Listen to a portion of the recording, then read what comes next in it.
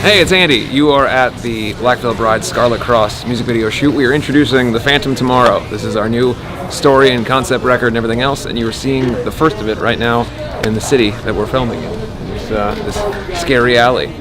So yeah, enjoy. We're gonna make cool things happen tonight. Will we live when we die?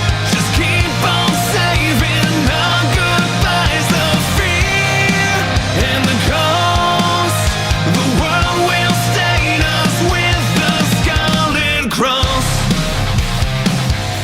Scarlet Cross was the first song that we wrote for this record. It was essentially it was kind of like, when I was going through the story, we wanted to have the quote-unquote calling card for what the story is, and the Scarlet Cross itself has a big place in this story. The idea is essentially that this is a alternate version of our own timeline. The world that we exist in, but in a place where if you are perceived as a sinner or someone who has done wrong, you are basically cast away. In this world, those who are cast aside and seen as negative are essentially kind of rounded up by the government and by the local police force in the places that they exist in our world, in the city that we exist in.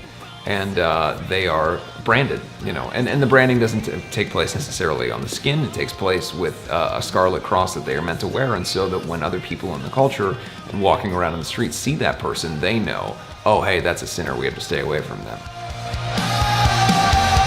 With the fear and the cost, the world will stain us with the Scarlet Cross.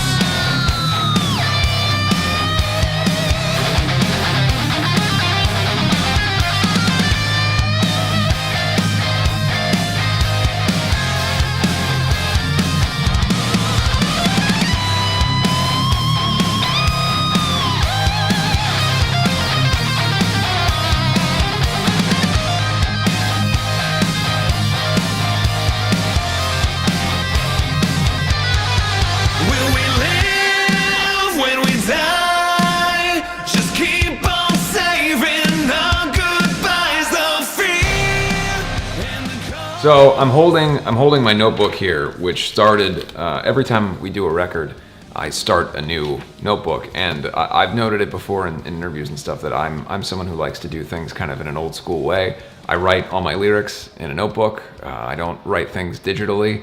I like the feel of being able to write something and cross it out and start over again and really make definitive lines. And like doing this to delete something doesn't really have that same level of like, oh, that's over, And so we get to the costume designs, which here, this is me. My costume design, as you can see, I've kind of got pretty close to where we ended up. And so I just kind of sat and said, what would our characters look like within the context of this story? And so then you've got Cece there, and then we got Jake, and then we've got Jinx, and then we've got Lonnie.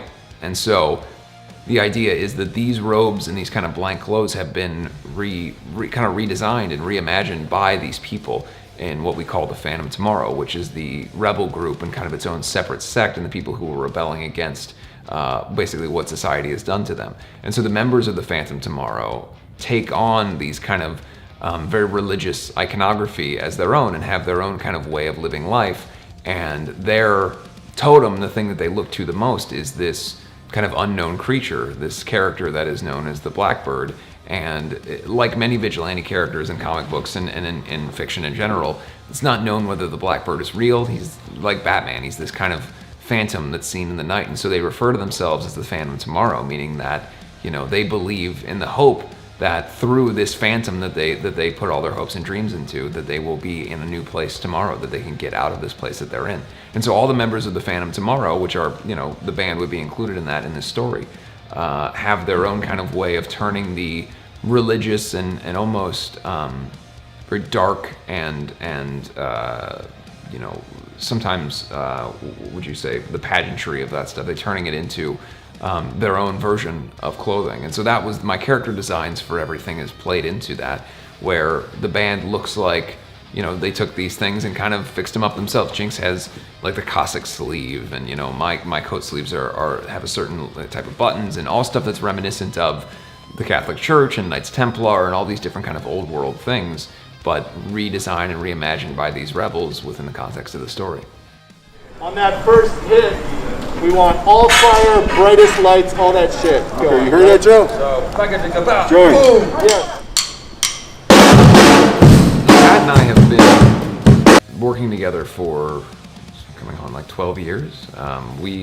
You know, he's one of my best friends in the world, and as far as a creative collaborator, there's really very few people that I've ever met who have as much, the level of being in sync that we have as far as being able to finish each other's sentences creatively.